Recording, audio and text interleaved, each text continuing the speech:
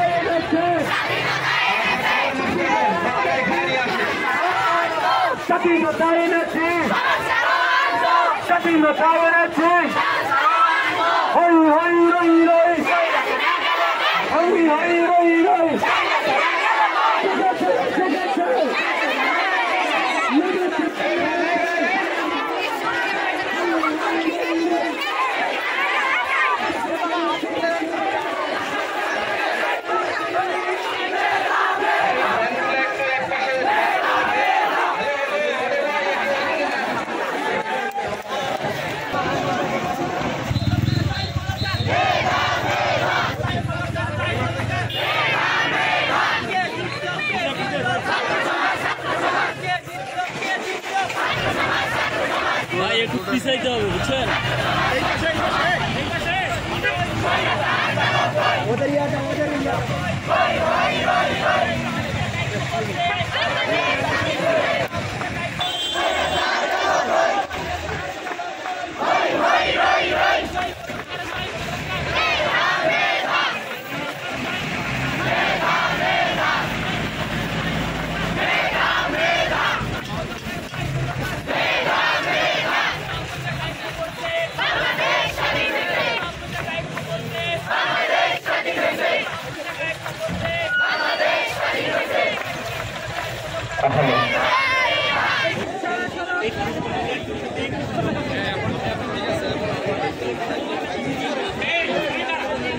ছাত্রী ভাই বোনেরা, প্রিয় দর্শকগণ, সম্মানিত শিক্ষকগণ ও প্রিয় অভিভাবকবৃন্দ, সবাইকে একাইটিস রেসিডেন্সিয়াল স্কুল অ্যান্ড কলেজ কর্তৃক শুভেচ্ছা ও সালাম।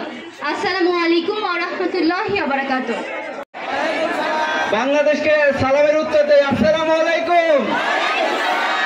এই শান্তি বর্ষিত হোক বাংলাদেশের উপর, এই শান্তি বর্ষিত হোক স্বাধীনতার উপর। এখন যে গাড়িগুলো এখন অফ আছে, আপনাদের কাছে আমরা ক্ষমা চাচ্ছি। এটি স্বাধীনতার জন্য আমরা পুরো বিশ্বের মাঝে উপস্থাপন করতে চাই।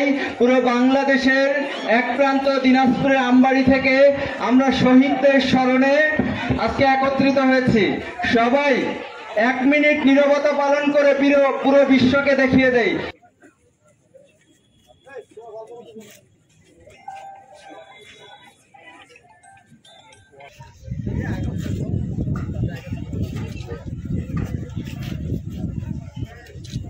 রব্বুল আলামিন কাউকে ছাড় দেন কিন্তু ছেড়ে দেন না।